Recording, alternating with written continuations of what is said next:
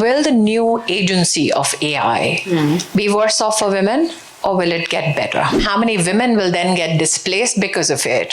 Not only in developed economies, not only in low-income economies, but as professionals, as business owners.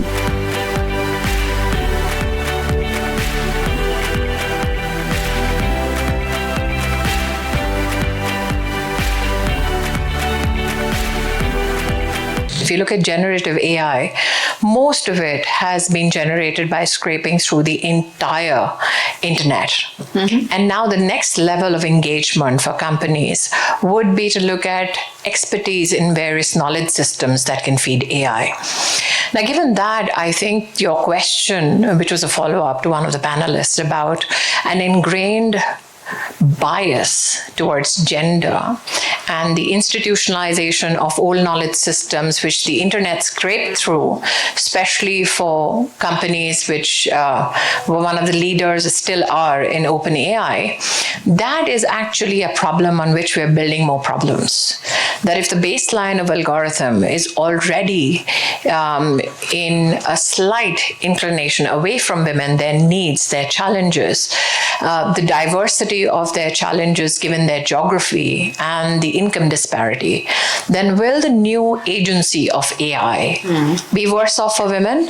Or will it get better? We have to consider the fact that in low-income economies today, one, the penetration of internet oscillates between 20 to 30%. Mm-hmm. Generative AI is something which the experts speak about, but it's not adapted yet by women or small businesses.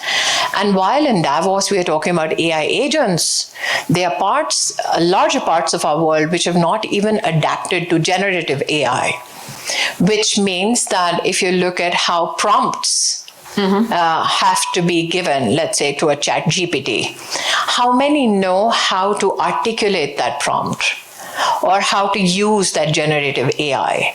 And we will then see a whole geography or demography of people who are still grappling with generative AI, and the first world economies are running with AI agents. So that disparity and how many women will then get displaced because of it, not only in developed economies, not only in low-income economies, but as professionals, as business owners. And I'm not even talking about the social impact. Because when there is a displacement of jobs and it affects men, it also affects women and their families and their consumption opportunities. So to presume that disruption that technology brings will only impact female-owned businesses, female professionals, or female business leaders is being a bit myopic, because when it hits the men, it indirectly first hits the female in the family and the children in the family. So though this is the next frontier that talks about technology, ethics, how much of that ethics with regards to, let's say, life sciences and biosciences and how it affects the agency of women has been considered.